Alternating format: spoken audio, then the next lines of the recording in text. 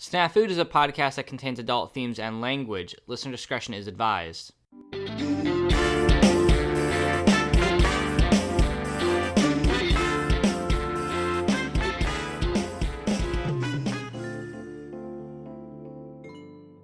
Hey guys, welcome to Snafu, where the situation's normal, all fucked up.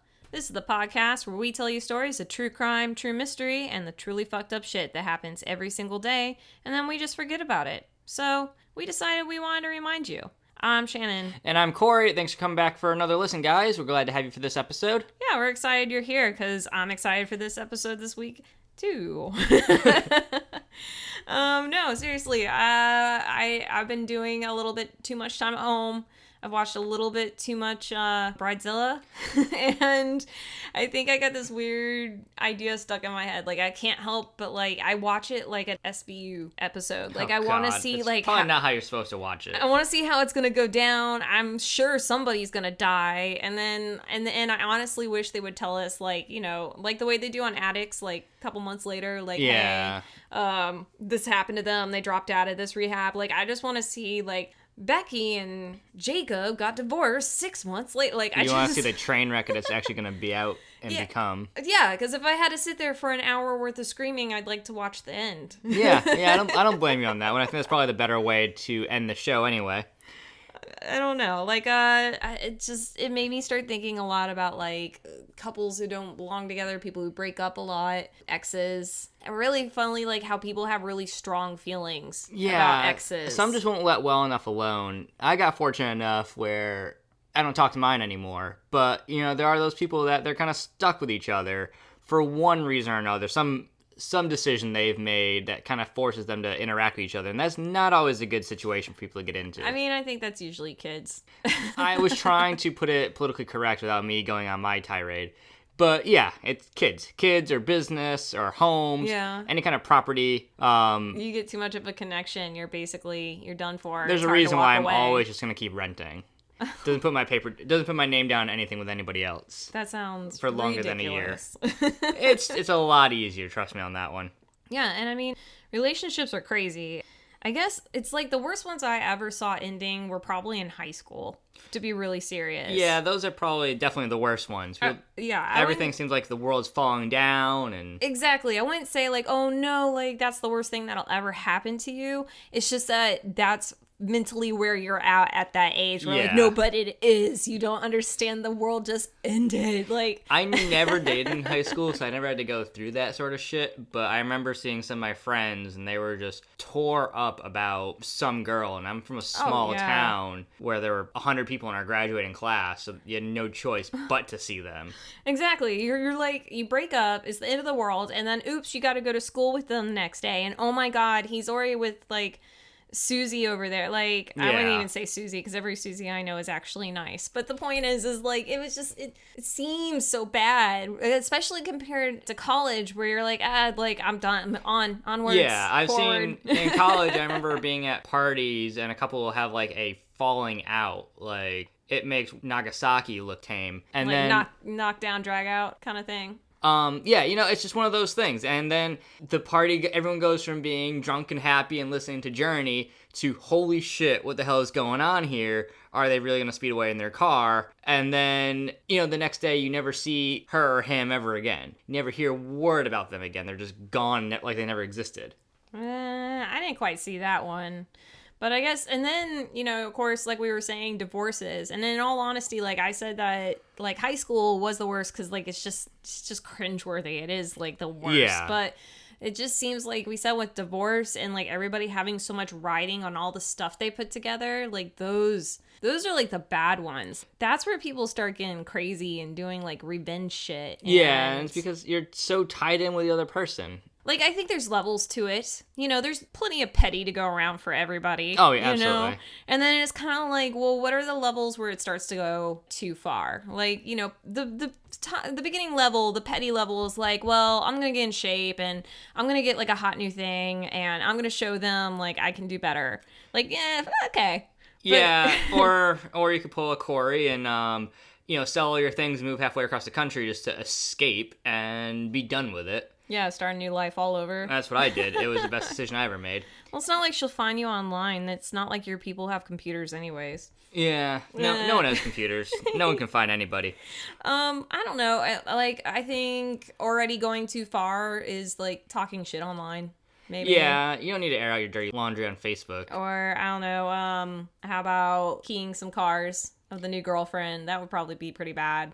Yeah, that just seems that's petty and evil in a way, but it's more petty than anything else in my book. Yeah, well then what starts getting too far? Well, that's when, I've got some details about that because I knew what we're getting into this week, so I kind of did a little background, and apparently paying a hitman is definitely a thing. I think that's like the furthest. That's the 100. You just jumped. Petty to 100. Yeah, well, I feel like there's really not much in between there, If you're going to key your car, you're definitely not the person that's just like, okay, well, they've got their life, I've got mine, let's not talk. It goes from that to, like, redneck and then to hitman style, and that's where it gets a little bit crazy.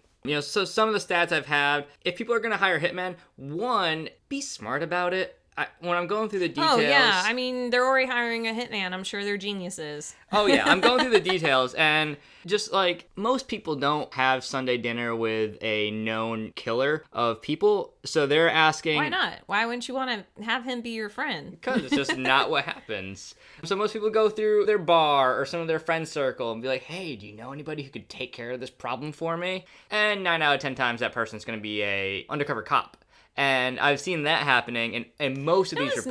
Not if you go to like a friend, right? I mean, you think your friend might know something, depending on the circles you run with, maybe, but not in all circles. Yeah, I guess rule number 1: don't talk to other people. Yeah, ever. Just don't talk to people. Don't bring family into it. Don't bring friends into it. I mean, even reaching out to a stranger, hoping that they're a hitman. That's how you get arrested for first-degree intended homicide, which is apparently the crime you commit if you're trying to hire a hitman.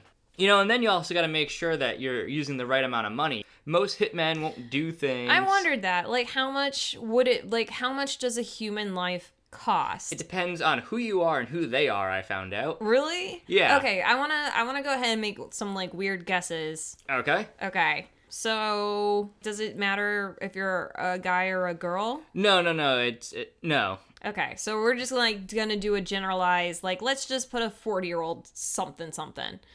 A person. Okay. So. But, like, okay, I want to make my guess. So, right.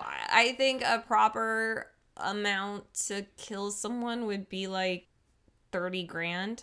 It depends on who you're... Again, it all depends. So there's different levels to this shit. Okay. And the easiest way to really break it out is we're going to let you figure out where you fall on that scale with that question. I don't fall on this scale. Or where your example... No murdering me. where your example fell on this scale. Okay. So you've got 3 buckets of hitmen, apparently. You've got the low-level ones, and those are going to go for about $5,000 to $15,000. Oh, shit. I was going cheap. $5,000 to $15,000. Then you got these, what are called intermediate or the mid-level ones. Probably if you need... Well, what makes a general guy? Like, it's just like a bum neighbor who's willing to do killing or something? Yeah, that'd probably be the basic one. Okay. Spirit Airlines of hitmen, if you would like. And they're going to go for about $5,000 to $15,000. Probably not going to be too good at their job, and they're probably going for Earl or Earl's wife or Crabman. It's like, come get what you can take. That's Spirit Airlines. Get it? Then you've got what they call the intermediate, and that's probably flying United or JetBlue. And that's going to be anywhere from... So you're going to make it so we can't fly on any planes. Yeah, basically. Thanks. Great. Thank you. That's going to be about $15,000 to about upwards of like $50,000. And that's, for me, in my head, it doesn't necessarily say who it is, just saying that's like your tier. But you're hoping for a professional who's not going to screw clean, everybody it's up. not going to come back to you, most likely. Yeah. But then you've also got the hitmen that are ex-military, and they're snipers, and they've got access to different weaponry. Or so they say. And this is like the $100,000 level. This is the Delta Airlines. Who are they killing? Drug dealers. It's mafia hits to mafia hit. If you're trying to take out a drug dealer out of his house from a sniper rifle... That's when you're paying $100,000. Yeah, and he's got like 1 million guards around a compound. Yeah, and you're taking the one shot, and the guy's gone.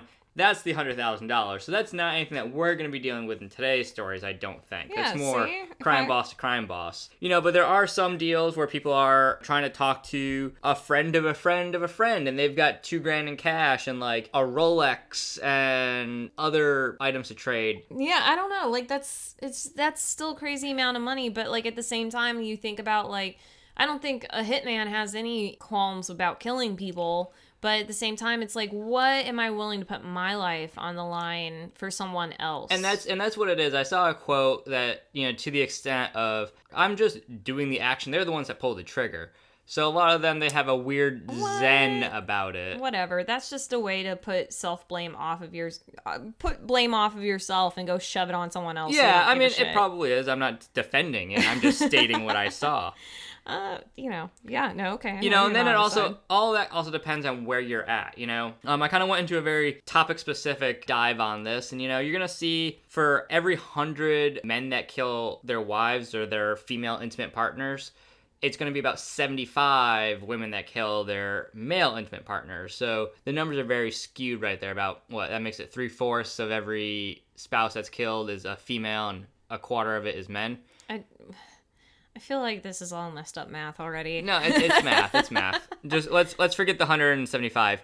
3/4 of all domestic murders for partners are going to be women that are dead, and then a quarter of that is going to be men that are dead. Oh, okay. I was like, nope. Not everybody can be doing this. Yeah, check the math. It kind of works. Gotcha now. Yeah. I mean, well, in the end, like, you see a lot of physical domestic abuse, and, you know, in the end, men tend to be stronger, and you just see that a lot more in courts. And men tend to be crazier. I don't know how you women ever deal with us. I think also we can't put aside the fact that a lot of men don't come forward when they're abused. Yeah, I was talking more about death, so. Well, okay, but in the same, like, line of thought, that I think when we should be predicting that maybe this is a murder instead of a suicide or, you know, something like that, we don't always look straight to the weeping, crying woman. Like, I'm not saying that that's not how it is. I'm just saying, like, I feel like a lot of our statistics when it comes to crime and what's getting reported and how we look at things, it gets skewed because of our culture and the way we're trained to assume people are going to react. I get you there. So you have a lot of those differences, but a lot of times you might not even be necessarily abused. Some of them, they just kind of come out of the blue. They've been fighting. It might not necessarily be a domestic abuse situation, but it's definitely a domestic murder type of situation. Yeah, and that makes it, yeah. And like I said, you kind of can't put a hard number on these because rates change when you go to different countries. I was kind of reading a spreadsheet that just showed, like, the top 10 average of hitmen hired in XYZ countries, and the Italy is number one. Brazil. I wasn't even looking for number one. I was just looking to see if there was if I could average those numbers, but they're so far apart from each other. You know, like one country is like $5,000. I was making a really terrible mafia joke. Oh. Yeah. Okay. I got you. Does the price change depending on how you tell them to do it? I think that's what it is. Like, if you're trying to make it clean, effective, like that sequence in Boondock Saints where the guy cuts up the carpets, yeah, that's going to cost you about $50,000. But if you're just going to have the Boondock Saints come in from the ceiling and do a bang-up job and leave a bunch of bodies everywhere, that's probably going to be about $5,000. Yeah. You know. Okay. Speculation. That's speculation.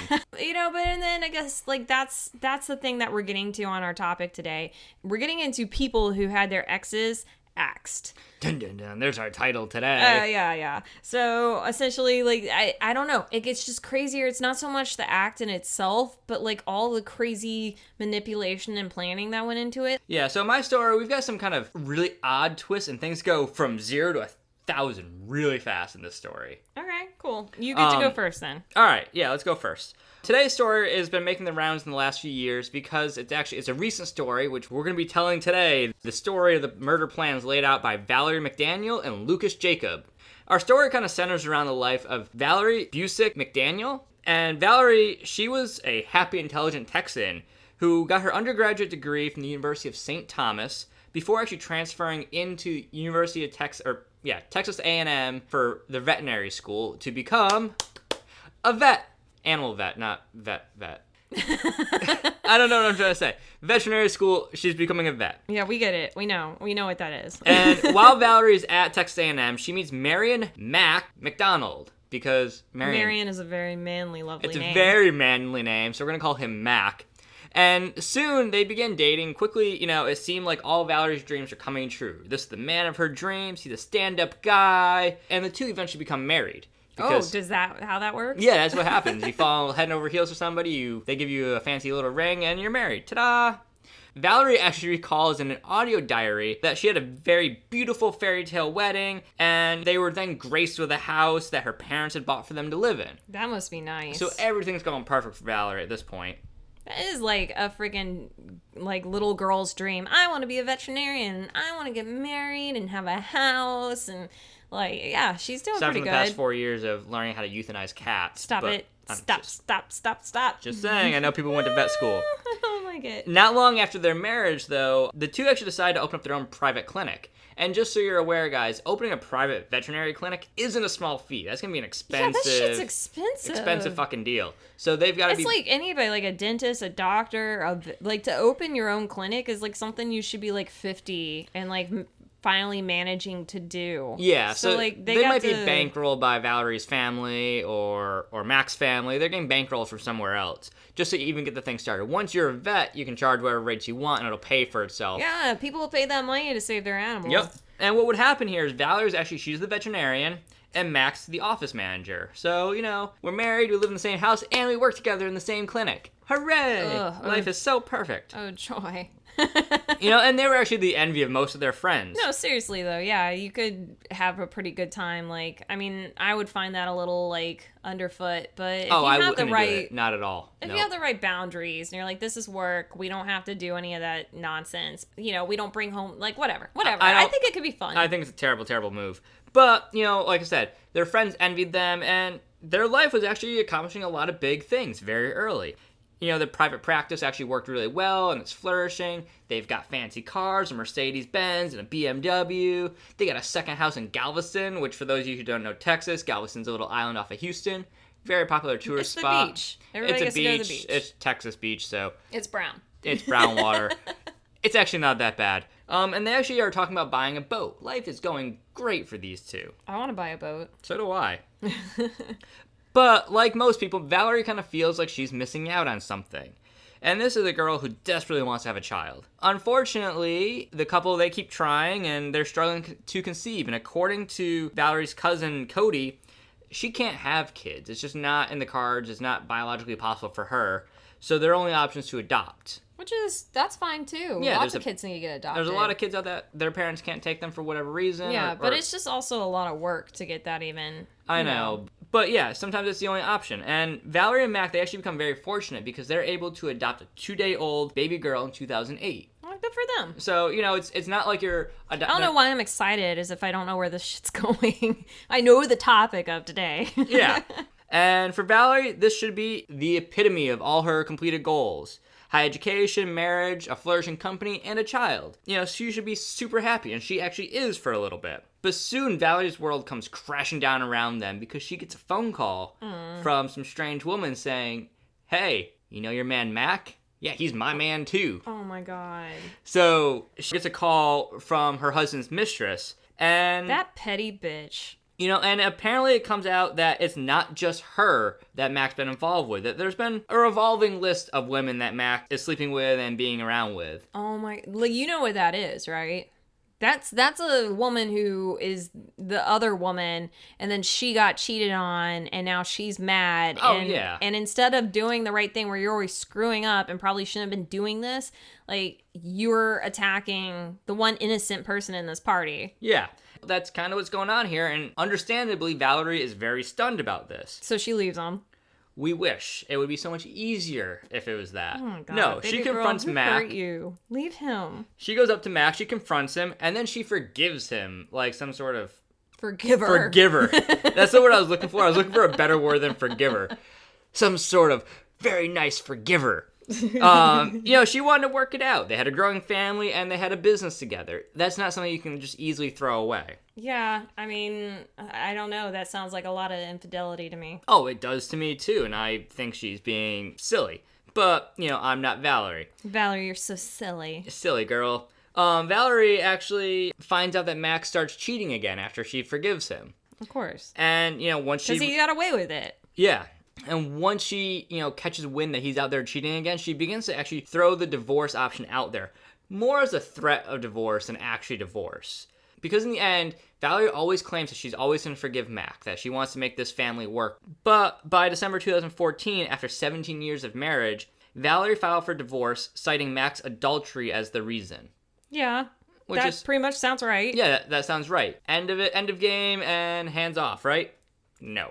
Their divorce actually becomes pretty nasty as it became a long and drawn-out affair. They've got the business, they've got 2 houses, they've got 2 cars, and they've got a little girl.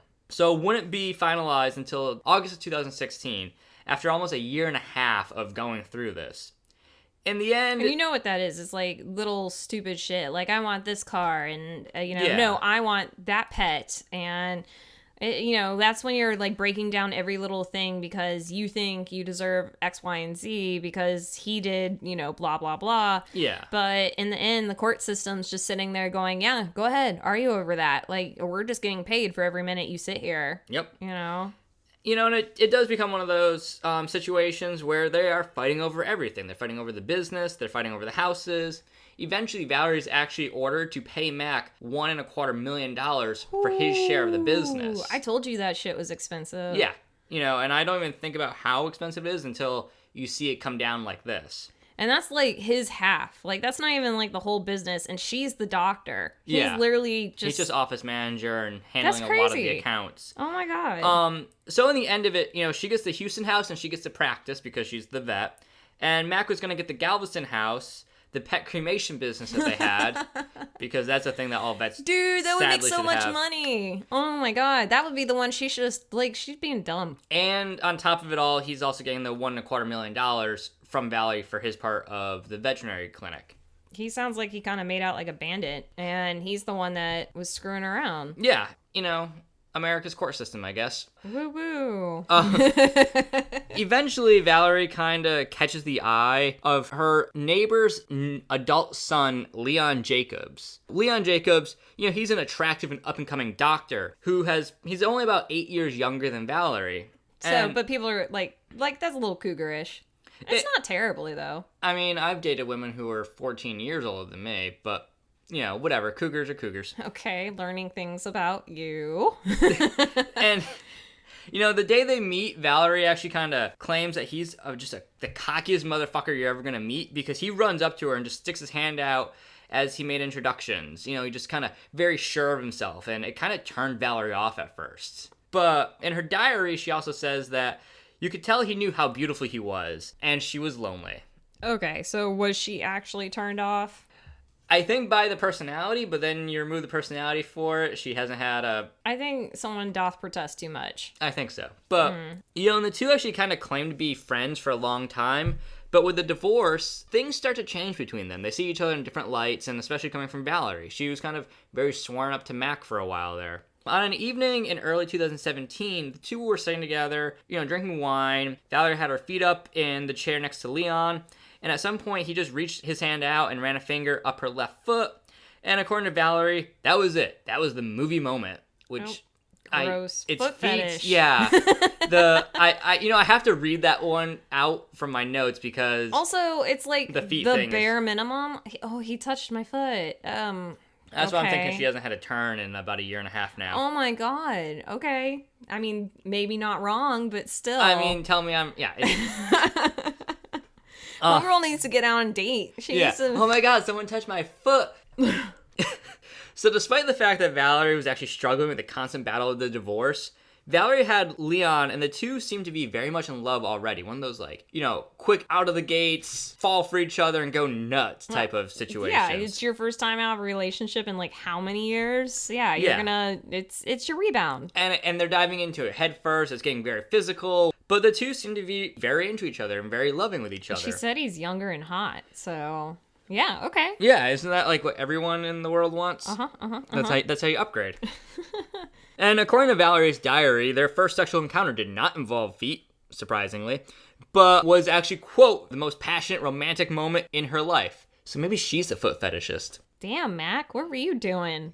But eventually, Leon, he moves into Valerie's high-rise condo. And when I say eventually, I mean like very, very quickly. And suddenly there become arguments about visitation rights, and these turn into arguments about custody, because remember, there's a little girl involved here too. And that's like, at this point, that would be his only like weapon against her. Like you've already separated Not everything. Quite, because it wasn't a lump sum of $1.25 million that she paid. She's paying that in installments over time, so he can still come after her for that money too. I mean, yeah, and I guess like what I've seen in a lot of divorces is where people just keep trying for shit, and you've already like settled on a lot of stuff, like that's it. But the kids are a battle you get to have for the next 18 years, and sometimes it's just simply to hurt your partner. Yeah. So your partner does something that pisses you off, it's like, oh well, then I'm gonna say you're a bad mom.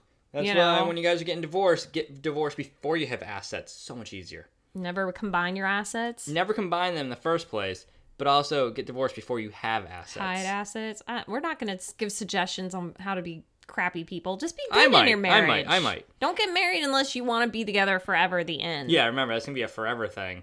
But, so he can come after her for that money and the visitation rights, and at this point, Valerie starts feeling trapped because of her ex. And this is something that Leon can actually understand and empathize with, because Leon is actually a divorcee as well, and he's got 2 boys from his previous marriage. Leon often liked to portray his life as glittering perfection, though. He was a doctor after all. A hot doctor. Yeah, he's a hot doctor, but after 12 years of marriage, his wife had filed for divorce, citing extreme and repeated mental cruelty. Ooh. Which just sounds exciting, right, no, guys? No, that sounds terrible. It was sarcasm. I can type the /S if you need it. No, go ahead. In fact, though, Leon had a very hard time accepting that his life wasn't this perfect fairy tale he's telling himself, because he was something of a control freak. Oh, you don't say. Yeah, no, I do. I very well do. He was unhappy at the divorce and felt like the situation was out of his control. It's not something he can just run in and change, and it kind of gets to him a bit. But one thing that Leon was doing is he's often calling, claiming that it was only to speak to the boys. And, another quote from him, he's like, I tried desperately to contact my kids over and over again, and I'm not going to apologize for that.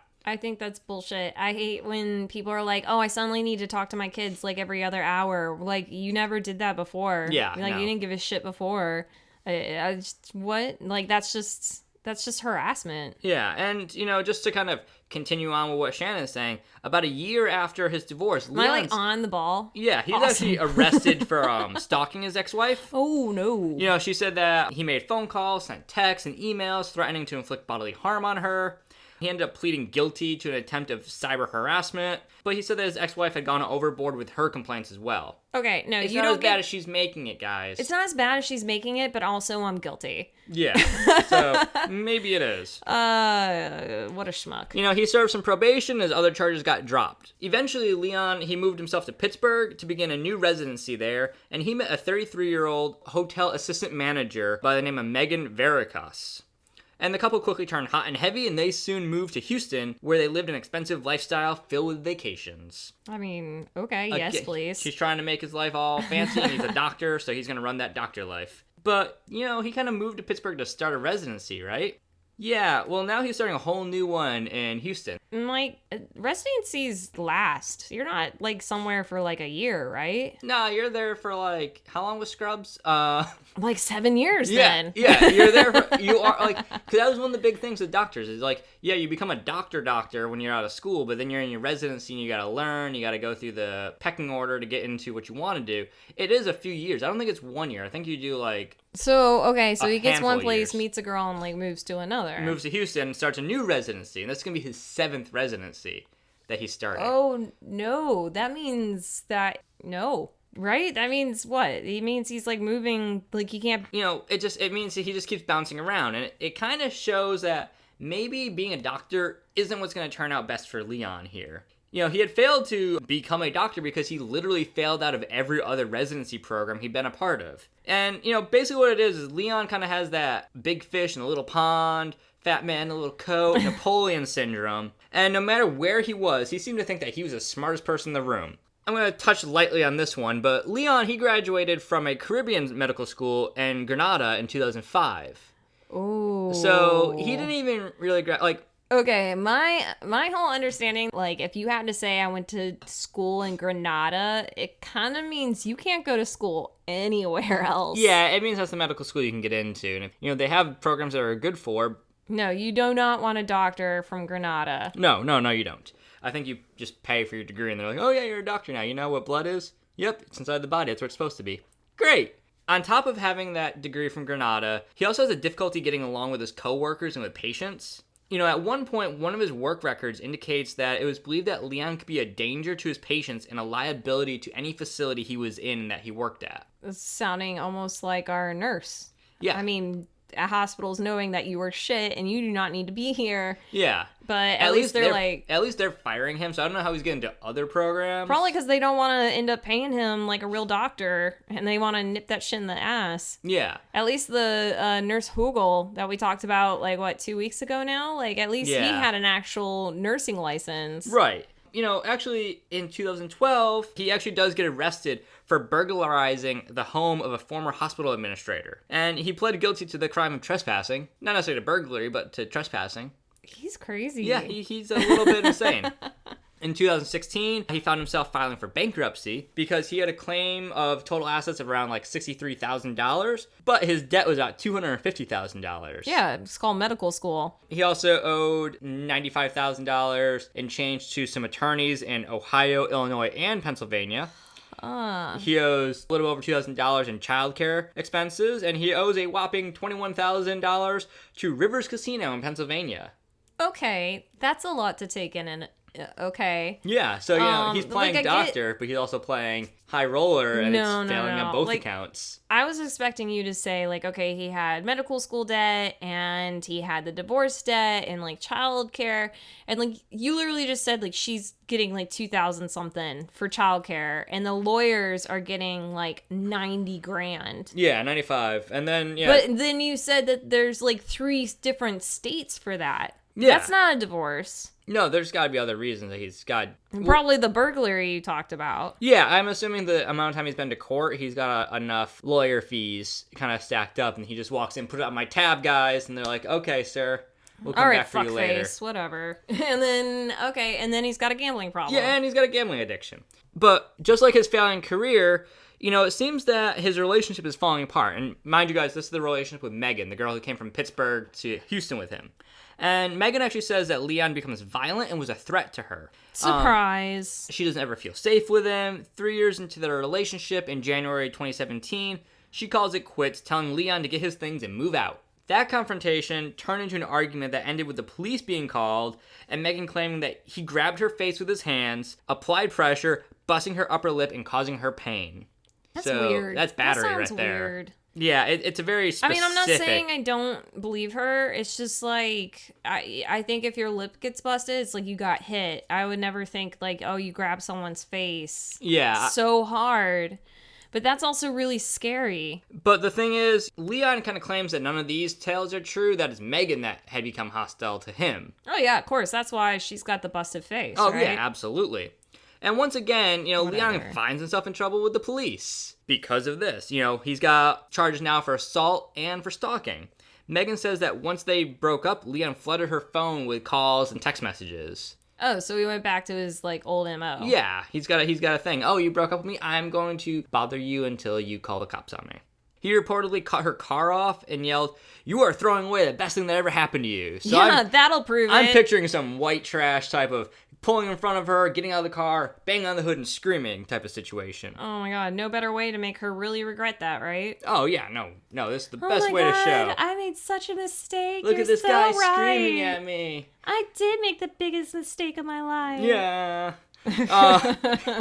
When he was actually seeing Megan again, kind of stalking her, he actually reached out for a painting that the two had purchased together, and he claimed that he was also back on top now, making $75,000 a week. So he's literally doing whatever he can to talk to her, and he's And when we say lying. literally, we mean literally because he's hiding in shrubs near her workplace. Oh my god. Just peeking out of the grass. That's when you gotta carry a taser. Mace on you. Yeah. Fucking wasp spray. Oh my god. And finally, he actually gets arrested for stalking, and Megan managed to get a protective order against Leon. And then in early 2017, that's when Valerie and Leon get together. Megan and Leon kind of split in January, and then he gets together with Valerie. They get together, and they're actually physically happy with each other, and it's the commiseration over shared troubles, misery loves company type of situation, because, oh, we both have exes that are making our lives terrible. Yeah, I'm sure that's what he's saying. I'm definitely positive that's what it is. I mean, but yeah, she's like, yeah, I'm in a divorce. Like, my husband's trying to take my kid. Like, yeah. I owe him all this money. And I'm lonely. He's sexy. I get that, but he's being weird. Their problems are a little bit different, too, though. Like you're saying, Valerie, she's worried about losing her daughter, and she's got to make payments to Mac. Leon, he's having an issue because court cases against him from Megan are making it hard for him to get a medical license in Texas. Yeah, he probably shouldn't have one. That, and on top of that, failing all his residencies probably don't help either. But Leon to Valerie, he's not going to say that he failed any of that. No way, not Leon. Not Leon, perfect. Not ever. No. He actually gets so concerned that he'd already taken some actions towards fixing his problem here with Megan through an acquaintance named Motaz Azza. We're going to call him Zach. And he's a former U.S. soldier who Leon met through a mutual friend. And what was rule number 1 today? Don't go to your friends about this shit. Yeah, right? Leon had wanted to prevent Megan from testifying against him in the stalking cases, and he turned to Zach saying he's willing to pay Zach to take care of his problem. And according to Zach, he had Leon convinced that he was a hitman and he would take care of his problem. Okay. And, once Leon told him that he wanted Zach to convince her to drop her charges, if it didn't work, handle it and make her disappear was kind of what Leon wanted. And according to Zach, he didn't do any of that. He took the $5,000, the 2 Cartier watches, and a laptop and disappeared. Dude, that's what it costs to get somebody, murdered? Well, like I'm saying, people, they'll use money, but then they'll use collateral type of things that you can sell, But yeah, here's some toys and here's some money. Go handle this for me. Wow. And Zach, no, he disappears. I would hate if my life was worth a couple watches and a laptop. I mean, it's... I would be so stuck. Well, it's not I don't know. I wouldn't freaking know. And also $5,000 involved, too. It's not just watches and a laptop. But, since he disappears, nothing actually happens to Megan, thankfully. And Leon gets pissed. When Megan didn't go away, he started to try and track Zach down. Yeah, as you do. He goes so far as to contact Houston City Council member... Houston? A Houston City Councilman and bail bondsman by the name of Michael Kobosh, asking for his help finding Zach. And, Kobosh had evidently posted bail for Zach and Leon at previous times in the past. So Leon knows people who know people, apparently. And according to... Yeah, he knows this bail bondsman who knows other bad guys. Yeah, that's what happens. Who else do you know that you bailed out? That's probably not the person you want to go talk to. It's like asking Dog the Bounty Hunter for help.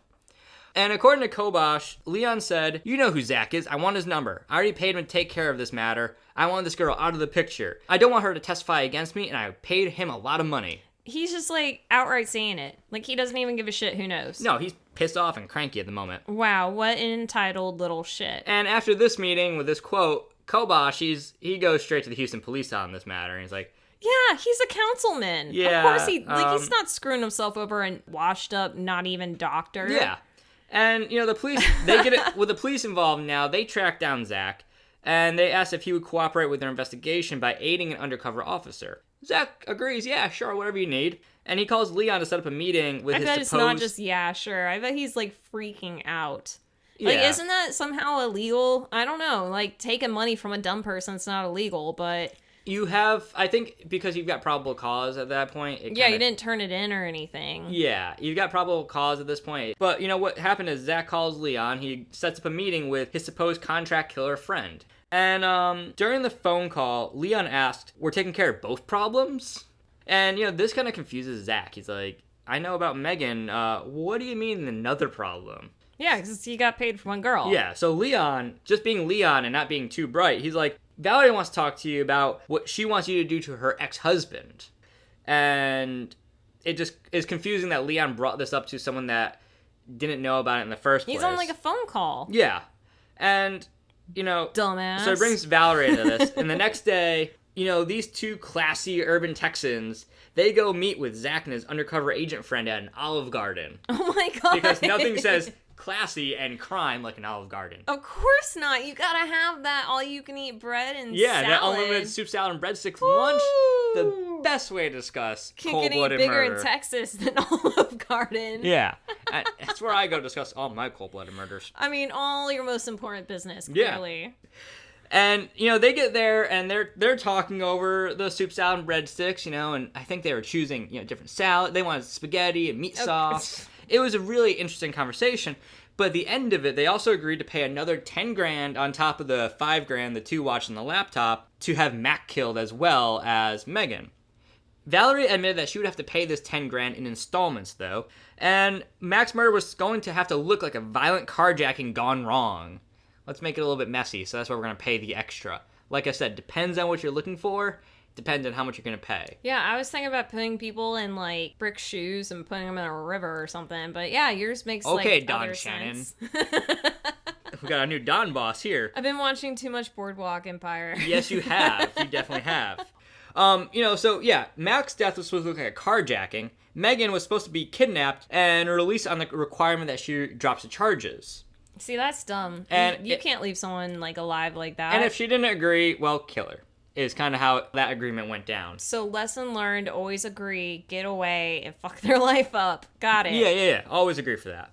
And in his first meeting with Zach, Leon kind of remained fairly vague in what he wanted done to Megan. But in this meeting, he became much more creative, going as far as to suggest possible murder methods if Megan didn't cooperate. Damn, he's all about it now. He suggested an injection of potassium chloride since it's untraceable, even adding that he had easy access to that through Valerie's clinic. That was in our nurse episode. Yeah. That gives you a heart attack, essentially. Sure, yeah. Oh my god, we talked about it. I know, but still, it's hard to think about it being used in any kind of murder. And to quote Leon here, he's like, I'd prefer not to do that, but my survival is more important. Of course you are, sweetheart. Yeah. You're so special. He's putting himself above everyone else. Biggest, most specialist boy in the whole wide world. Yes, you are. God. And this is where it gets interesting, though. The police actually go to both Mac and Megan and explain to them the situation that their exes are in and what they're planning. And they were asked the two if they would be willing to pose their pictures in order to fool Valerie and Leon. Oh, that's I don't necessarily... weird. the police just feel like they're toying with the other two at this point. Megan took pictures, though, where she appeared to be kidnapped in some warehouse. She was bound by zip ties and gagged with duct tape, and she appeared to be crying. Giddy? You're so fucking giddy because right I now. am picturing how Megan is enjoying this. Faking it? Faking it and getting the one up on Leon. I do not think she's enjoying this. That would be terrifying to have a police show up at your door and be like, hey, by the way, someone's trying to murder you. Yeah, Can we fake what that would look we're like? We're going to protect you, and let's get these guys and put them in prison. That's why I think I'd be like, oh yeah, I'd be so into that. I'd be into that, and then they'd have to put me in the witness protection. Oh, yeah, probably. And Mac, he goes so far as to pose in with pig's blood, made to look like he was shot in the head. Oh, my God. Yeah, because they wanted to do a carjacking. Yeah, they want to do a carjacking gone wrong. I bet they got, some weird art student, and they were like, yeah, we need a fake bullet wound. Make it real. Probably Dexter. But, and the next day after the pictures were taken... the undercover officer actually met with the couple as they arrived at Valerie's home in order to show them the pictures of Mac, which neither really wanted to look at. Valerie greeted the officer with a hug and a kiss, and Leon then paid the officer $1,800 to go towards their bill. Yeah, being all nice and friendly. We have to put segments on, or paid in installments, and oh look, you got us a product. The charade went further as the undercover officer then called Leon that night to say that Megan wasn't backing down and she was refusing to leave town. So Leon, he's listening, and he tells him that he didn't want to hurt her, but he was worried that if she went to the police, that this whole kidnapping thing could come back to bite him. Because guess what? It would, buddy. You dummy. Yeah. And, the conversation ends with the officer saying that he would take care of it. I'll handle this, buddy. 20 minutes later, he called back and said that Megan wasn't cooperating and that he'd killed her. Okay. As far as the bitter couple knew, both their exes were taken care of. Yeah, so they got what they paid for. Yep, and on March 10th, 2017, police arrived at Valerie's apartment and gave her the news that her husband had been murdered in an altercation. Leon and Valerie actually acted stunned when she saw this. Valerie dropping her head in her hands and crying. I wonder how much she practiced that in the mirror. Yeah. She seemed probably a little bit more polished on this because Leon, he actually blurts out an alibi without being prompted. Just like, it wasn't me, I was over here. I was watching movies when we were together and we were doing this. I was at Olive Garden, I'm sorry. God, he's a dummy. Yeah. You a dummy, Leon. You're not, you need to act more stunned than that, buddy. But that was everything the police needed. They informed the couple that they were being arrested. Valerie was given time to go wake her daughter and hand her over to a waiting and very much alive ex-husband in the hallway. Oh, no. Yeah, that's why I'm laughing when I tell these stories, because the people aren't actually dying. And I think if you're going to plan on something like that and you can get your due back on them, I think it's worth it. Oh, my God, how freaking, can you imagine her face? No. Wow. Can you imagine his face? I bet it was red. I bet it definitely was. The police arrested both Leon and Valerie on charges of solicitation of capital murder. Leon Jacobs was denied bond, but Valerie made her $50,000 bail 3 days later and returned to her apartment. She went on to make an audio diary of the events, according to her, a version that she was leaving for her friend. In it, she admitted that she had two great loves in her life, her daughter and Leon. Okay, you know what? Leon, not the dummy. She's a dummy. Yeah. Oh, I've got two great loves in my life. My daughter and this guy I've known for 8 weeks. Oh my God, really? I mean, so they met Leon got separated from Megan in January, and March 27th is a trial for Valerie. Yeah. So shit, that's super. You're a dummy. It's less than 2 months because that's so you're literally throwing everything away for this schmuck. Yeah, this guy that you barely know. He's living with you. You have a daughter there. Yeah. No wonder her ex-husband was like, "The fuck are you doing?" It wasn't a smart move at all. In her final recording, she does state that she never wanted to hurt anyone. But like I said, on March 27th is the day of her trial, and Valerie jumped from her 7th-story balcony to her death. Oh. She ain't going to trial for this stuff. No, but she should have. That's not right. She should have. They should have kept, that's the reason why you don't permit people to have, bail, too. Sometimes it's not for, the public's, safety. It's the fact that someone is a terrible freaking criminal, and they should pay for their crime. She wanted a human being dead. Yeah, and then she took her own life. When Leon found out, he requested permission to attend Valerie's funeral, but he was denied. Leon faced trial in March 2017 as well, where he stood by his non-guilty pleas. Yeah, that's pretty much always your best option. And he said that he never intended to hire a hitman, but instead believed he hired a private investigator to help him get back together with Megan, which is completely not the story at all, so I'm trying to figure out how he's going to spin that one. And, the jury, though, they're not being fooled by this weird tale of, I'm hiring a private investigator when you clearly tried to hire and paid a hitman. The jury... they have, recordings. He's an undercover cop. Yeah. The jury finds him guilty on 2 counts of solicitation of capital murder, one for Mac and one for Megan, and Leon was sentenced to life in prison with a $10,000 fine. He's not eligible for parole for 30 years. Okay, I feel pretty good about that seems all right. Yeah, and there are some actually very sufficient parting words spoken by Megan as she gave her victim's impact statement. She told Leon that, quote, "While you sit in jail, I help you think of me, the girl that you called poor and uneducated. It's because of me that you will be in prison for life." Wow. And I can just see the mic drop and her just walk out. So that's my tale of Valerie and Leon and their hitman hiring at Olive Garden. That's ridiculous. Yeah, right? I really want some breadsticks and that dressing. I really like that dressing. Olive Garden, please sponsor us. Please? I know we said you're disgusting, but you are, so that's not our fault. You know what you are. You're the knockoff Carrabba's. Oh my God. Okay, so we're gonna. What do you got for us, Shan? We're just going to take a quick second, and we're actually going to introduce you guys just for a moment to some friends that we have on another podcast. We're actually, we're going to do a little promo for them that we've got. And honestly, though, we kind of find it really fun, especially nowadays that, we're all getting into watching nonstop series that have been out, that 10, 12, 13, series. Seasons, yeah. Basically, yeah. And that... to me, definitely says Buffy the Vampire Slayer. Oh, God. How many times did I watch that show? I was so in love with, what's her face? Willow? No. Oh. No. Sorry, I just, my secrets are out. Okay. I was so in love with actually Buffy, That too. She was hot. Yeah. She could kick some ass. The 90s pleather, that was the best ever.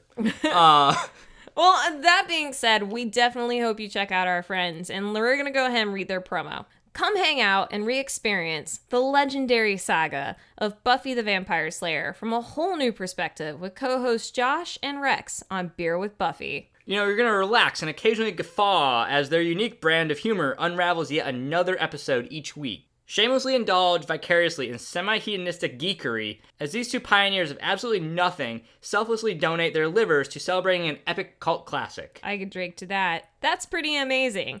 If they do say so themselves, which they do. And you can check them out every Monday on beerwithbuffy.com or at iTunes, Podbean, Spotify, Google Play, and literally every free podcast platform available. We suggest you check them out because we already have. They're really good, guys. Yep. And yeah, that's back to us then, right? All right, so my story, I don't know. It's definitely got some twists and turns to it, and I just hope you haven't heard it yet. So, okay, so my story today is going to be about Lorenzen Wright. No, not ringing any bells right there? No, that's too many languages and too many... yeah, I said too many names. I think there's Italian and French in there. Where it is going to pick up is Lorenzen Wright is actually pretty famous, and if you are starting to understand what I'm talking about, it's probably because you're a basketball fan. Nope. Yeah, I know. Topped out at 5'6". Yeah, I know. Basketball is definitely a prejudice sport, and it's all for tall people. Yeah, it is. Like, screw that, but whatever.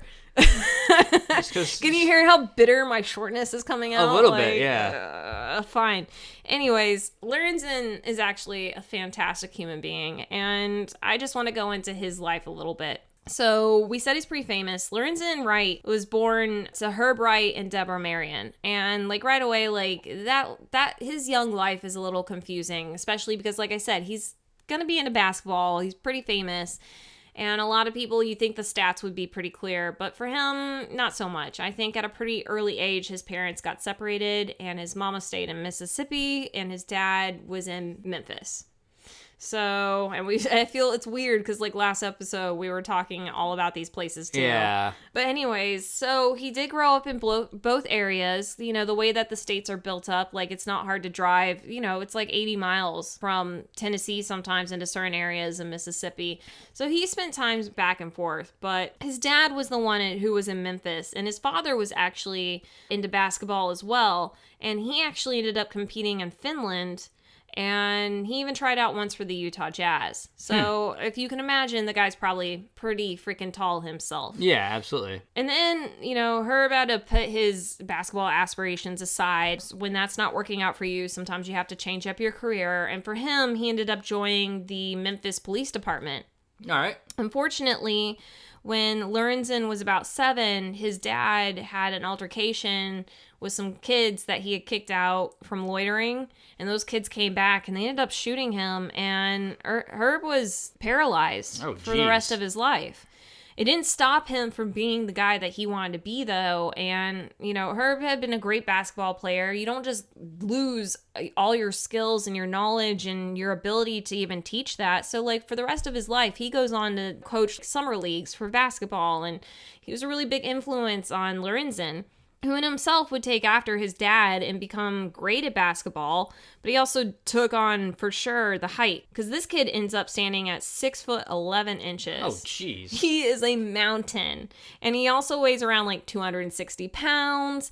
You know, like he's just got fantastic basketball skills. He starts in school in Mississippi. He actually ends up leaving and going to high school in Memphis, just, you know, for the basketball opportunities. Yeah. And he does amazing there, and it gets him into college, which is what, you know, what your goals and aspirations for that in high school should be, is like, how does this benefit me? I need this to make this work. Absolutely. And he had the skills to do it. I mean, a lot of people said that even though he was a big man, he ran across that court like a gazelle. He was just light on his feet, and he had skill. So he did actually manage to get into college at the University of Memphis, and he's on their basketball team. He also got into the fraternity for Kappa Alpha Psi, which is, that's a big deal for a lot of people. Yeah. I wish I could have gotten into a sorority, but that wasn't like... No, you're not missing much. But I think it meant a lot to him, especially because he was really big into like his community service.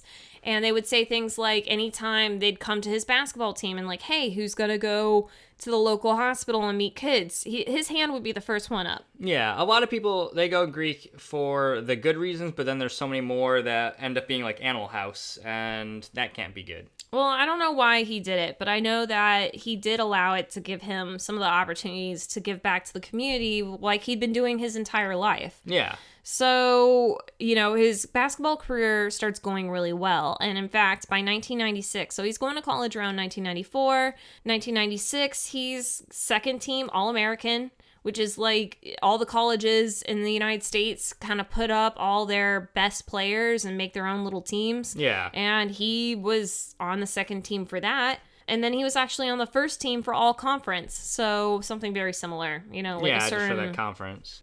He ends up leaving the University of Memphis after 4 years. In 1996, remember, he's just getting onto the All-American. He's making a name for himself. Yeah. And he was probably really close to graduating, in all honesty, but the opportunity to join the NBA came up. And like a lot of young athletes, they don't really see like, oh, I'm going to go be a star. I'm going to go make millions. I don't need this college degree. They'll take their opportunity. And that kind of seems to be what Lorenzen had decided at that time. And it worked out for him because he actually ends up getting into the NBA draft and he found himself picked 7th in the first round. Wow. By the Los Angeles Clippers. Like, that's a name, like, I recognize, and I barely know basketball. Yeah. So, yeah, the kid's got skills. And big things are happening for him. And he ends up staying there until about 1999. And again, like with the thing with teams and whatever, like I don't think it really matters if you get shuffled around. No, it's just a matter of it's just what happens sometimes. You make deals, like there's trades, maybe you're getting a better contract, you know, all that, whatever. So he's with the Clippers from 1996 until 1999 when he moves to Atlanta Hawks. And so during his time in Atlanta, he's, again, giving back to the community. He gets a house. And he and 3 other NBA players who were from the Memphis area, we got Todd Day, Penny Hardaway, and Elliot Perry, they all get really involved with the case that was going on with Travis Butler, who happened to be a Memphis orphan who had like a really tragic story happen. And so him and these other local guys got together and they provided some financial benefit to him. Like they really felt for the kid. And he's still got his own career and he's doing really good. Sounds it. He's making money. 2 years later, 2001, he's traded to the Memphis Grizzlies. So he's kind of like hometown kid comes home kind of thing. And that's why I think sometimes the trades happen. Like if you can make a move for your own personal reasons. And then like this is a really big deal because there's rumors that this might have been a $42 million contract. Wow. It's like a huge deal. And it was a good move for him. He's coming home and, he's gotten married. He's starting to have some kids. It's just, hey, everything's like up and up for Lorenzen. Yeah. The problem with this is that there's the problem that really happens with every athlete, every star, musician, whoever's on the road, who's getting famous, making a ton of money. Like, he's not home all that often. He's not only not home all that often, but he's actually still really young. And now he's like this very athletic, good-looking, rich basketball star. So he's getting some ladies. Yeah. And this is causing, obviously, huge issues in his marriage. Not only that, but like it's kind of seemed like him and his wife, Shara, they weren't really great with money either. It was kind of like if they had $1, they were going to spend 2. Like, I have it. Why don't I go spend it? We're going to have the houses and we're going to have the cars and we're going to have whatever we want. And a lot of people say when it came to Lorenzen, like one of his biggest things was cars. And he just bought those things like they were candy. And if he didn't enjoy it anymore, he'd like, get rid of it. Yeah. Whatever. And that's the thing when you are this wealthy. Like, we're talking millions here. You can do as you please. Like, that's the kind of wealth that you're playing around. The problem is like, that doesn't last forever. And they obviously, like, were outspending what they could afford. And they were arguing over it a lot. They were also arguing a lot about the infidelity that was a huge major issue between the two. That makes sense. And then to top that off, they had a personal family tragedy in 2003. So they ended up losing their 11-month-old daughter to SIDS, which is sudden infant death syndrome. Yeah. And unfortunately, like, this is another thing that a lot of people don't talk too often about, but it's fairly common in, like, the first months of a baby's life. It doesn't necessarily mean you did anything wrong. These are, like, fragile little beings. Yeah. But, you know, whenever something like this happens, especially, you know, 11 months, like, they're almost a year old. Like, this is your little being. This is your little daughter that you created. And then to lose her is very hard. And despite the fact that they had, like, 6 kids together, losing her was kind of like, really, it was a wedge between them. Yeah. I mean, he did go so far as to create a scholarship in her name. It's called the Sierra Simone Wright Scholarship. But, you know, it obviously broke his heart. Yeah, of course it would. He did take that time around that year to actually, he's in Memphis. So he actually starts going back to college. He wants to finish his degree. So, like, good on him. Maybe either he's realizing, like, the future's not as stable as I thought it would be. Or maybe he realized, like, damn, I'm really close. And I'm here. Like, why not? Either way, like, good on him. But it's not over for him in his career. And like we said, he get moved around a lot. And he ends up back in Atlanta in 2006. And then one more time he gets moved on February 16th, 2008, and he's kind of in this multiplayer trade for Mike Bibby, and he gets transferred all the way up to Sacramento. He moves again in 2008, and it's his final team, the Cleveland Cavaliers. Yep. And after that, like, he leaves the NBA in 2009. Which isn't terrible. The guy's got like 13 seasons under his belt. Yeah, you make a good chunk of change that way. He really did. And like, that is a testament to his skills. He literally ends up playing 793 games, including playoffs. That's a lot. Yep. He was averaging 7.9 points per game. He had 6.3 rebounds per game, and he had like a total of 622 assists. He's no schlub. He's pretty good. Yeah, he's making the waves. And reportedly, he probably earned around $55 million, which means that I think that maybe my numbers on the contract that I wrote down must have been wrong, but whatever. The thing is like, he ends up getting divorced from Shara. And Shara and the kids, they kind of remain in Memphis. She's got family up there. He's got a house in Atlanta. That's where he's going to spend a lot of his time. But he does travel back and forth between Atlanta and Memphis. It's not a hard drive, and he's got 6 kids. He's got to see his kids. He's got to make it a point.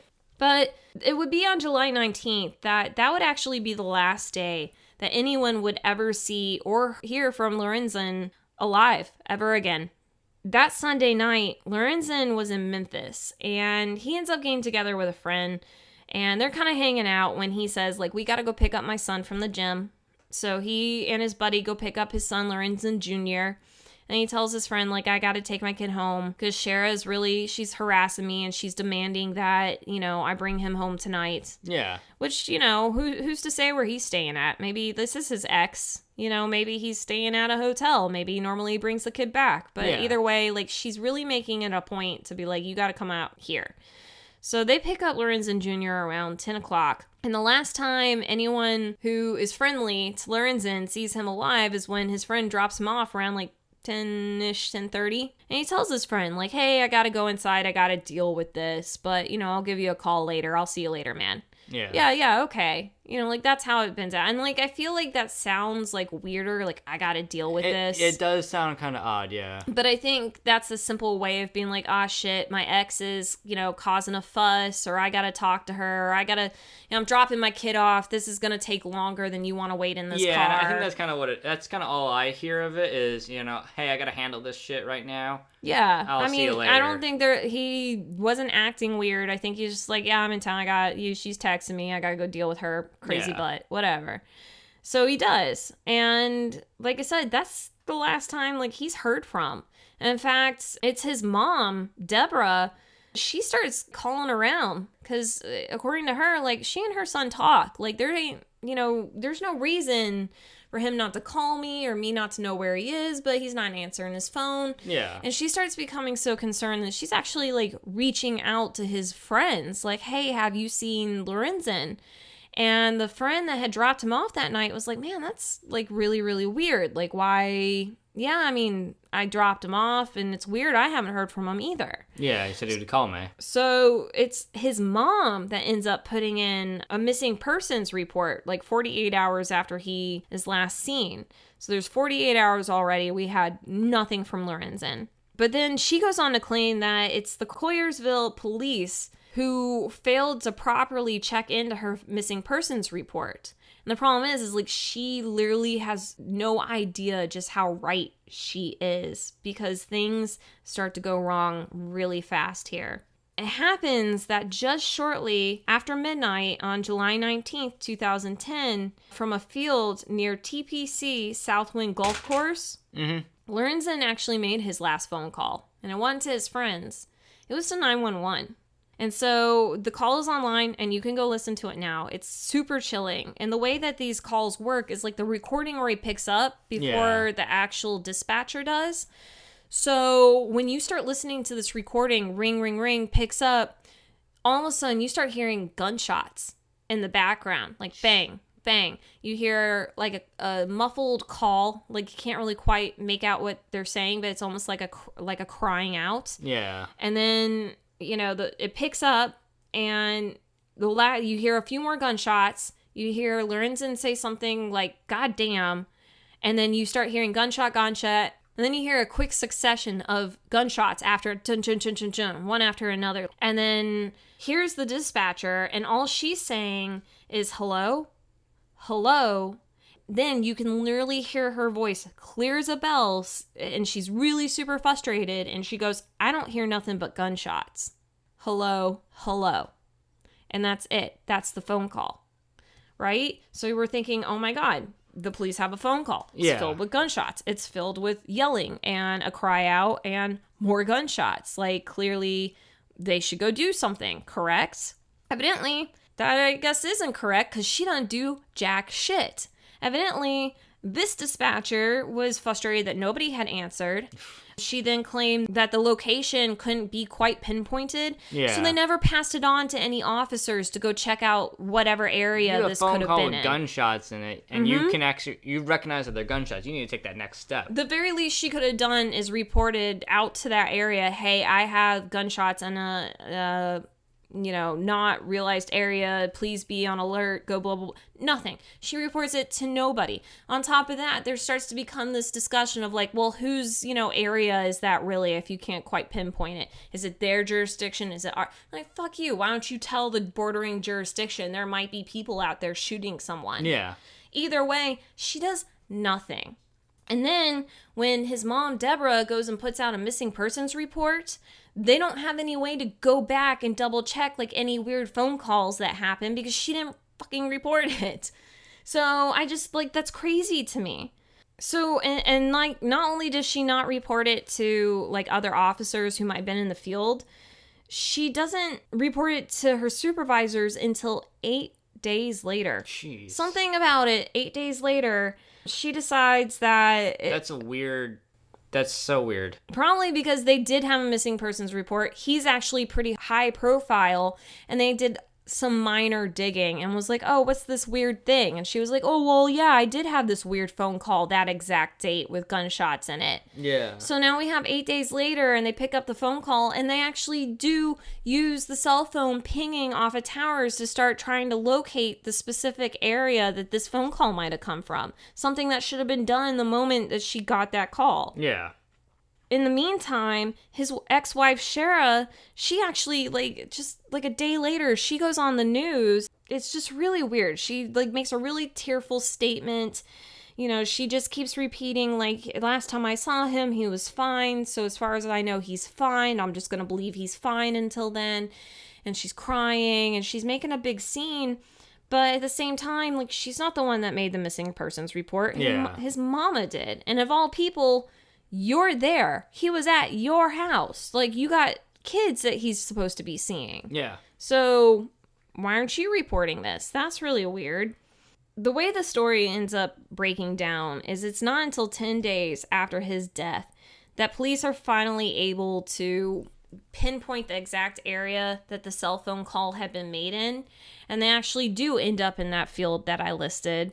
And they find a very badly decomposing body that's literally just riddled with bullets, and there's shell casings laid everywhere around him. Jeez. And in fact, they're not even all the same, like, shell casings. They come from at least 2 different guns. Two shooters. He ends up being so badly decomposed because we're talking about, like, Memphis, Tennessee in the summer. We're talking about 100-degree heat, and we're talking about a guy who's been dead in a field for 10 days. He's, like, it's not good at all. I mean, the guy used to be 6'11", 255 pounds, and by the time they found his body, it weighed 57. That's it. Like, he's basically mummified. He's a dry husk, it's skin, and that's it. And they did find, the bullet casings.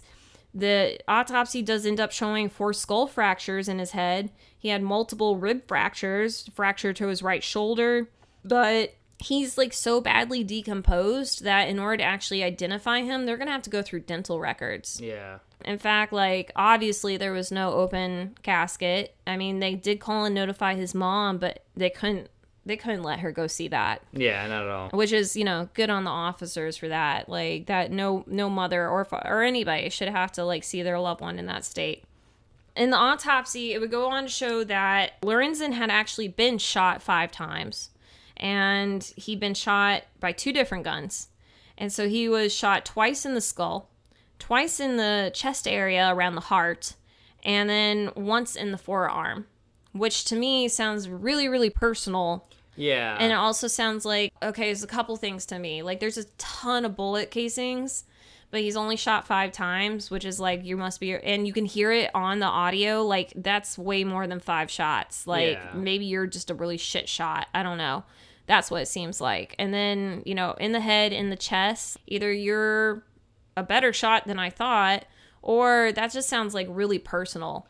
It sounds like they maybe got him in the chest and then they came back a little bit closer. Who knows? And then the one in the forearm is typically a defensive wound. Like, if you're going to get hit by something, your first reaction is throw your arms up. So if you see a lot of scratches on the front of the forearm, like, you don't just do that to yourself. Right. He's shot 5 times. Toxicology tests showed no drugs in his system. And in the end, the only evidence that they could collect from Lorenzen Wright was a dog tag necklace and a white metal watch, very expensive white metal watch. But he had no phone, no wallet on him, which is like, okay, doesn't seem like a burglary. Why are you going to leave this really expensive jewelry? Yeah. But you took his wallet, like, you didn't want people to know, and he took his cell phone, which we should all know, like, yeah, you don't want to leave his... But at the same time, like, fuck it, they're going to be tracking it anyways. Like, where did you take it? Yeah. Like, shouldn't that been, like, pinging off if it moved, unless they were smart enough to turn it off? I mean, you turn it off, and then you put it somewhere... So, like, yeah, we're down to the question of, like, what in the world happened to Lorenzen Wright? Well, according to his ex-wife, Shara, it was drugs and gangs. That's what happened to him. He was at the end of his career, and he was struggling, and they were both in financial debt, and she gave the police a statement on the July 27th, so a day before they even found his body. She gives a statement that, like, yeah, he'd been at my house that night, like, just that night, and then he took a phone call in which she overheard him say that he was going to, quote, flip something for $110,000. And then around 10:30 p.m., so remember, he got his son at 10, came to her house, and then she's saying around 10:30 p.m., he left the house with a box of drugs and an undisclosed amount of money.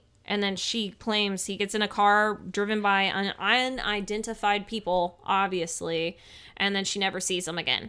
Which, okay. Really, it just feels odd to me. It should feel odd. I mean, right now she's given this statement before they even find his body, but then we know the body had no drugs in it. Yeah. How are you going to go around selling drugs like this for that much money and you don't have anything in your system?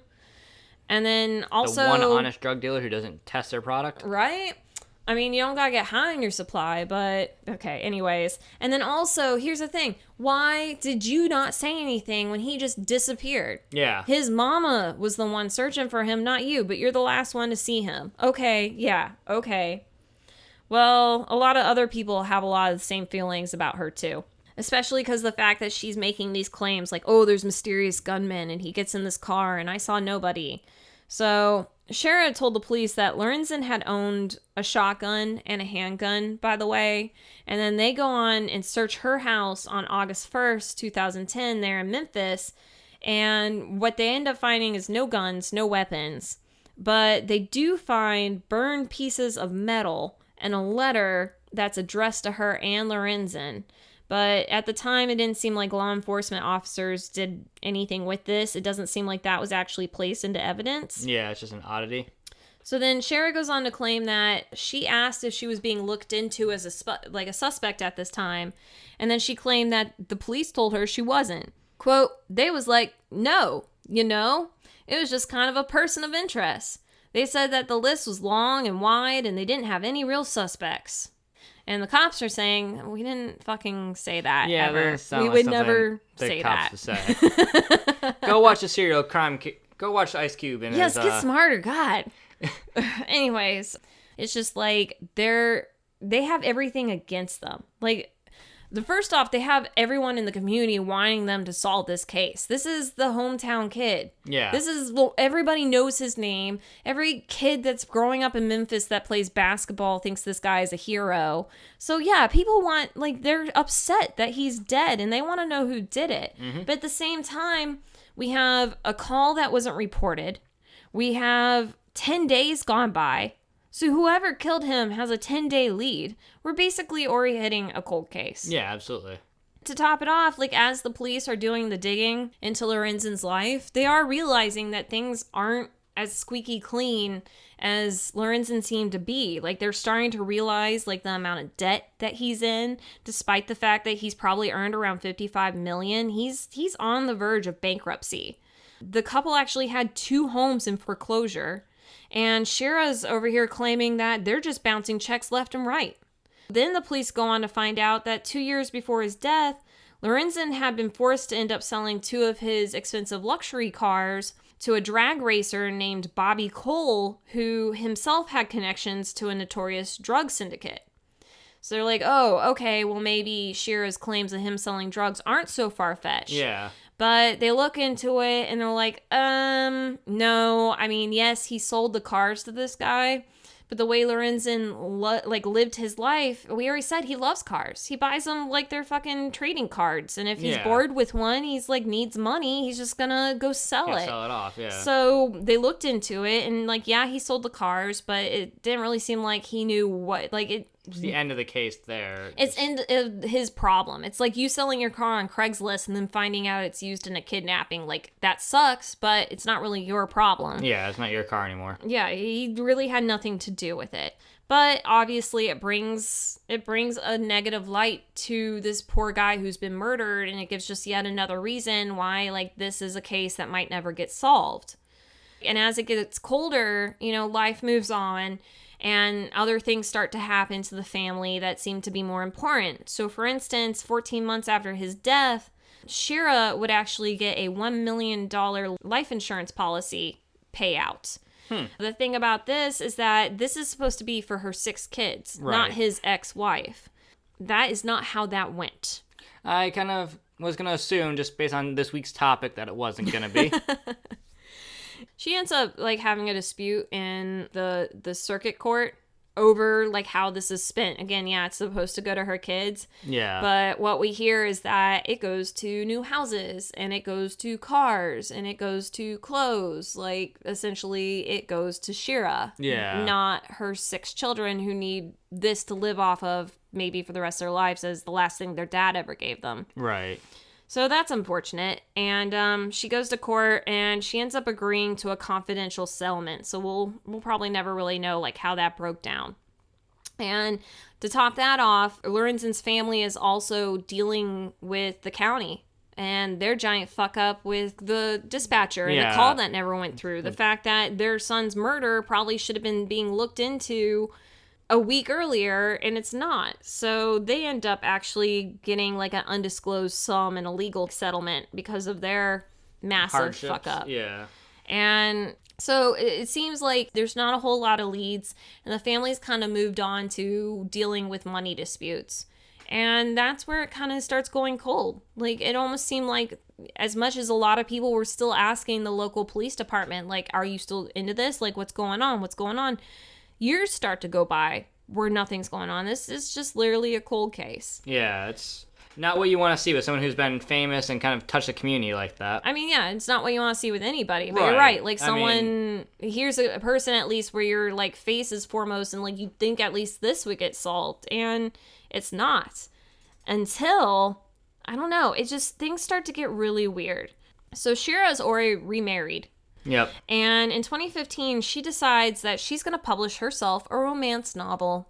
Oh, and it's going to be titled Mr. Tell Me Anything. Yeah. So tell me if this sounds creepy. This is the description on the back of her book, okay?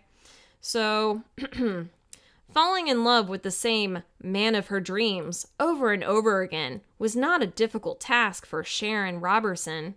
She had cherished Mr. Tell Me Anything so long that her fragile heart didn't even know how to not love him. After 6 years, the couple settled into a troubled marriage. Despite the inherited challenges of parenting and relating to the obvious differences, they continue on. With the constant chaos surrounding women, new acquaintances, family, and greed, their efforts would soon appear to be ultimately in vain. Combined with the newfound lies and deception, she finds herself questioning his commitment. Her belief in true love propels her to fight for what she envisioned from the start. But despite her nurturing efforts, corruption and deceit took their stable places in his life. A breaking point is reached. She makes a life-altering decision. Does it work out for her good? Did all his lies finally catch up to him? Would he or she pay the ultimate price?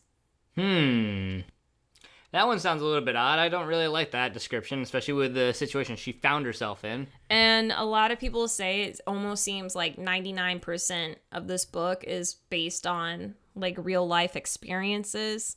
I mean, that's pretty much, like, from her, too. Yeah. And then you go and, like, read the reviews. And obviously the reviews are something that come up. I mean, this is not a popular book until, you know, people look into her life and go, holy shit. Yeah. And then they see this and they're like, oh, I want to see what their marriage really was like. And essentially this book is about a woman who is in love with a professional basketball star who cheats on her. Yeah. Yeah. And then something happens. Not only that, but Shira's kind of set this book up to be a series in which she was planning on bringing out book number 2, where Mr. Tell Me Anything is going to get his comeuppance and be murdered for his infidelity. Yeah, it's a little OJ-esque. Yeah, a little bit. A little bit. The I didn't get caught for this, so, like, let me tell you how I did it bullshit. Yeah. I just, like, that's insane to me. But, you know, she's doing it, and obviously she's doing it because she needs money. Yeah. I mean, she's not really telling people that she needs money because she'll do interviews where she, like, literally laughs in the interviewer's face, and she's like, oh, I'm an NBA player's wife. You think I need money? But anybody that knows her is like, yeah, bitch, you need money. Like, you broke. And so she goes to write this book, and it's like, literally everyone's like, I can see why she hated him if that's how it was. Like, she paints him in a really bad light. It just, and that's like by 2016, like, we're talking 6 years now. Like, it just seems like this is done. Yeah. She's remarried. She's got a book. And then it's not until late May or June when the case actually gets turned around in 2016. So you think it's just dead and done and in the ground. And instead, like, this weird thing happens where the police gang unit, they actually pick up some new information into this particular case. So suddenly, here's this little new nugget. Like I said, it's not like the cops didn't want to solve this. It just seemed like they didn't have anywhere to go. Chase it, yeah. So they do everything they can to chase it. In fact, Major Darren Goods of the multi-agency gang unit said that when they received the permission to give this case a second look, like, they literally, like, hit the ground running and wanted to retrace every single step that Lorenzen had walked that night.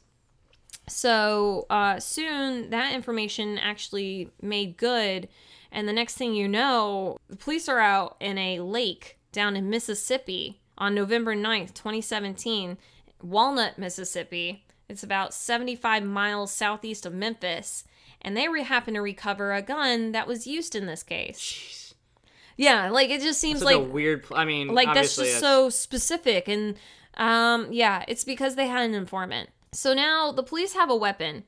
But obviously they need more. You know, this weapon's been sitting in water for 6 years. Like, we need a little bit more to go off of. And they end up actually putting out a $21,000 reward for information from anybody. If you got it, let us know. Yeah. If it leads to something, you get $21,000. And then on December 5th of 2017, police arrested 46-year-old Billy Ray Turner of Colliersville, like right around Memphis. And Billy Ray, he's not so clean and great either. He's a criminal. Yeah. I mean, at this point in time, because he's got prior convictions from the 90s for things like theft, reckless endangerment with a deadly weapon, attempted aggravated assault, aggravated kidnapping, cocaine charges, burglary. Like, in the 90s, Billy Ray wasn't a good dude to be around. Yeah. And this is who they're arresting. And then Shara Wright Robinson... she actually gets arrested by U.S. Marshals on December 15th of 2017 out in Riverside County, California, where she's living with her third husband. Yeah. Why'd she get picked up? She got... because there was an informant, dude, and she's no longer in the state, so it almost looks like she ran. So U.S. Marshals had to pick her up and bring her back to Memphis. And I'm going to tell you right now, the moment she got picked up, like, her neighbors... ooh, they did not say good things about her. Of course not. First of all, they were absolutely stunned that this woman was the former, like, wife of an NBA player, because that was not how their life was playing out. Yeah. Then, to top it off, they did not have great things to say about her personally. Like, they claimed that she often got up really early in the morning and then would walk around the neighborhood in, like, her pajamas or her robe, talking on her phone, like screaming on her phone, and she did this all the time. And in fact, a lot of people were like, oh shit, I didn't know that was her, but like, did her husband know? Because like, maybe he should watch out. Yeah. Like, literally, this is the shit her neighbors are talking about her. Like, I'm pretty sure they're glad that she's going to jail. Oh yeah, absolutely. When you get that neighbor, you always want to have the cops called on them. So it turns out that they're saying that the connection between Shara and Billy Ray is the fact that they knew each other from church, where Billy Ray is actually a deacon. Mm-hmm. But that's not where the connection stops at that. Like, he's a landscaper to boot. So actually 3 witnesses come forward and say, well, they don't just know each other from church. Like, he worked their yard. They worked for him. Yeah. He worked for them. So there's more connection there than people are letting on in the first place. So in the end, Billy Ray and Shara are going to be charged with a 3-count indictment. So count 1 charges the 2 with killing Lorenzen with premeditation. They're also charged in furtherance of the conspiracy with traveling to the area of Callis, Cutoff, and Hacks Cross to kill Lorenzen Wright. And then the last charges on them is them trying to kill him between April 1st, 2010 and July 17th, 2010. In an attempt that included meeting and agreeing to kill him, recruiting an unindicted co-conspirator, and on the part of Turner, traveling to and entering Lorenzen Wright's home outside Atlanta, Georgia to commit said criminal offense. Wow. So that seems like a lot, but it should also be very confusing because didn't we just say he died in Memphis? Yeah, that's what I was going to say, like the Atlanta thing, but I know you're going to fill me in on that. Yeah, so. It's because these fucking idiots tried to kill him before and they failed at it. Oh. I was thinking that's got to be what it is, and maybe they visited Atlanta when he wasn't there or something. Not only this, but then you have another witness that comes forward, and they admit that Shara actually identified the spot that Lorenzen's body was going to be found days before they found it. Oh. Yeah, so she just magically happened to know where his body was going to be, and no she one told people. And no one put that 2 and 2 together? I guess not. And then it gets even more funny, because you're like, oh my god, like, this is ridiculous. So then Billy Ray, at the time, owned a brown Dodge Stratus. Yep. And that's what he's driving. That's such an old car. That's definitely 2000s. And that's what he's driving around, like, in 2010. And evidently, after the murder, at some point, he just dropped it off at his mechanic cousin's and then, like, never paid him for it, never came back for it. And so when his cousin hears that Billy Ray's in jail, he's like, oh shit, he's never gonna pay me for this hunk of junk laying in my yard. I'm gonna get fucking rid of it. Like, God damn, I'm never gonna get rid of it. So he just tells his neighbor, like, God, I'm never gonna get that money. I'm just gonna get it junked. Like, I'm gonna have them pick it up and I'm gonna get rid of it. And the neighbor is like, hey, wait a minute. You might want to actually ask the cops before you go and do that. Yeah, that's probably that's the smarter way to handle it. And I was like, oh shit. Even I was like, oh my God, didn't even like, I mean, this is a criminal thing. So like, of course I would think like, oh, you can't get rid of evidence. But this has been years where this guy's just had this shit brown car in his yard, like rusting away. And he's like, oh, fuck, I'm not getting the money. So like, he never once, I don't think he ever thought about getting rid of evidence. He was just like, I just want to get it off my land. Off my yard, yeah. So the next thing you know, he calls up the cops. Cops are out there the next day towing that away, and it is in evidence. So things are starting to close in really fast on these guys. And so on February 25th, 2018, Shara's pleading not guilty to the charges, and so is Billy Ray. Again, it's your best interest. You got nothing to lose by saying you're not guilty. But in May, her judge, Judge Coffey, actually ordered Shara Wright to be held on a $20 million bond. And Billy is going to be held on a $15 million bond. They ain't going nowhere. No, this is a crazy amount of money. Yeah. It's basically, it's saying, like, we don't want you out of jail and you can't pay that. Yeah. And the judge is saying, like, his decision for this high bond was partly driven by the fact that Shara is showing really bad behavior while she's in jail. She's got a real bad attitude and she's making mistakes. And like, I get it. You don't want to be there. You haven't been convicted. Like, you're not guilty. So like, why are you in jail? And when we talk about jail, like we said, she's getting picked up in like 2017. This is 2018. Like, she doesn't want to be sitting there. So she starts doing, like, really crazy shit. Like, she's stripping off her clothes for no reason. She, at one point, she floods her jail cell and announces that she's going swimming. You know, she's cussing out, like, the guards and she's threatening them. Like, essentially, and, like, some of this she's doing, like, little days before she's supposed to be in court. Yeah. So the last thing you need to do right before you go to court is show your bad behavior so that they can go announce it to the judge and being like, oh, she's batshit crazy. Yeah, she's acting up. Like, you don't need to do her any favors, basically. Yeah. But that's not the only thing that's going against, like, Shara's treatment. To top it off, that May bond hearing, there was also a statement placed in by the informant that turned them all in the first place. Really? And that person just happened to be Jimmy Martin, who was Shara's cousin. Oh. See, don't ever go to your family.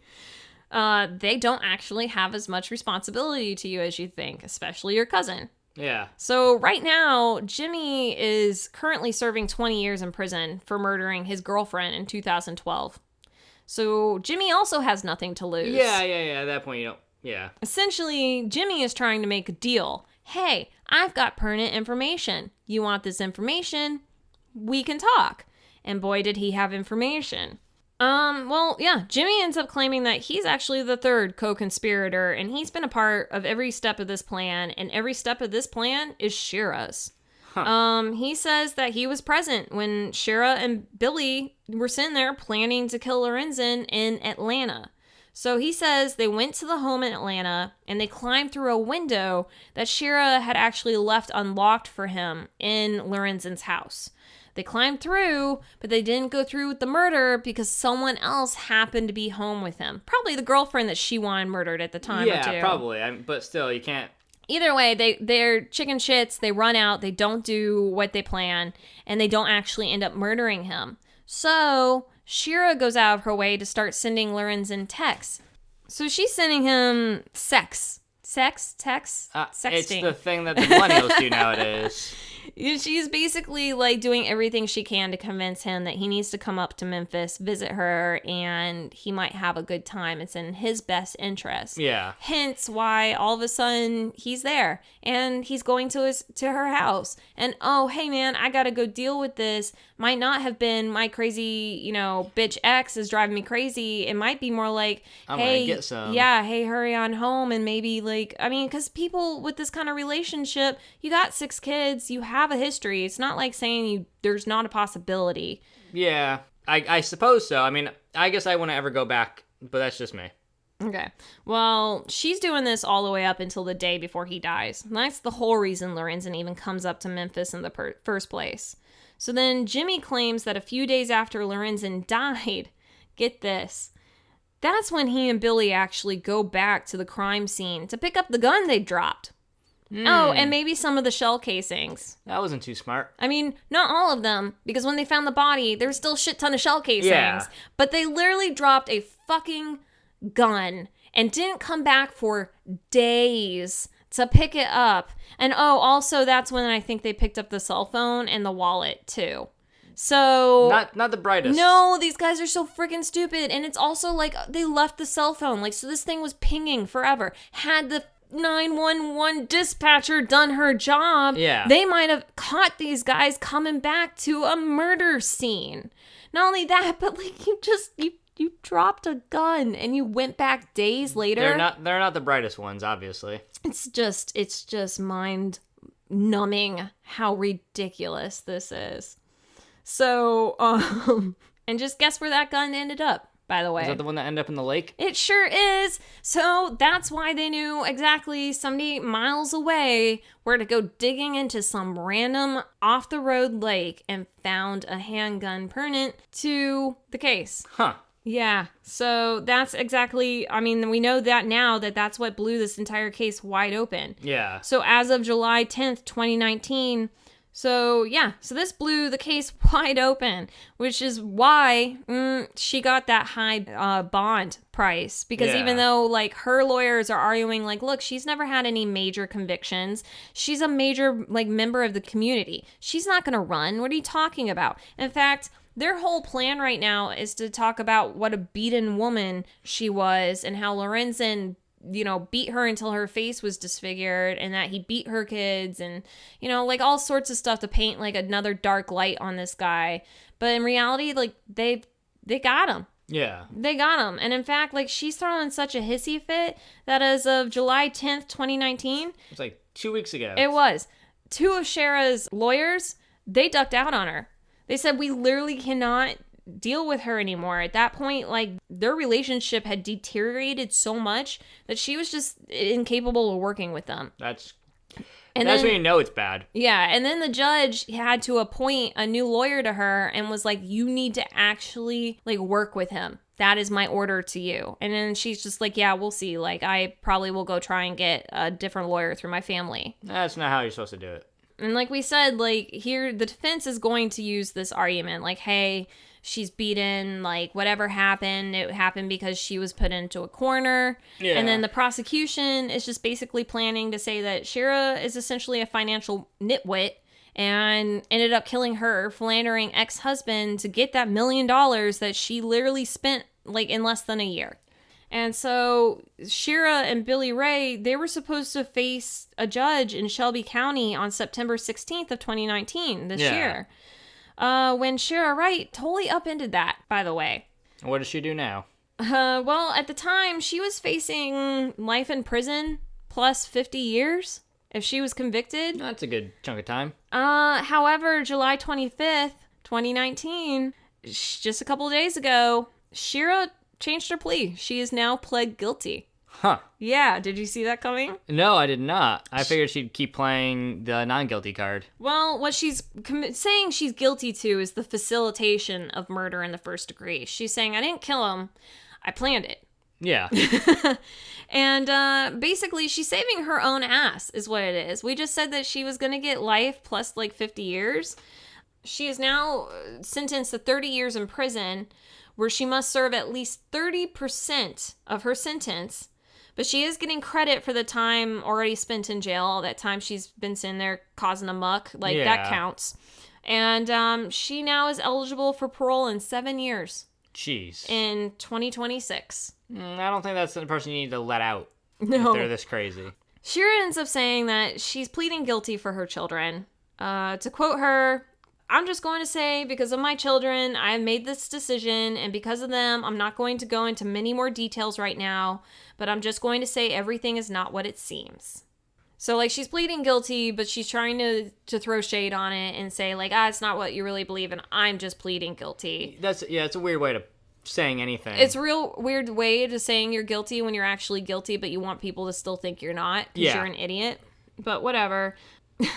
At the time of the sentencing, Lorenzen's mom, Miss Deborah, she actually was given the opportunity to make a final statement. Cher's attorneys made sure that she did not respond. That is where that is still sitting. Yeah, I feel like, you gotta tackle some people and rip their cell phone away from them or not let them speak. She has some really strong feelings against Lorenzen's family. Like, she has, over the years, done multiple things, like steps to make sure that they didn't get the money that was being paid out after Lorenzen's death. To the point where, like, his dad got some money from, like, the NBA for, I don't know, some property or something. Yeah. And she, like, literally looked at one of her husbands at the time and was like, should I fight him for that? I just don't want him to have anything.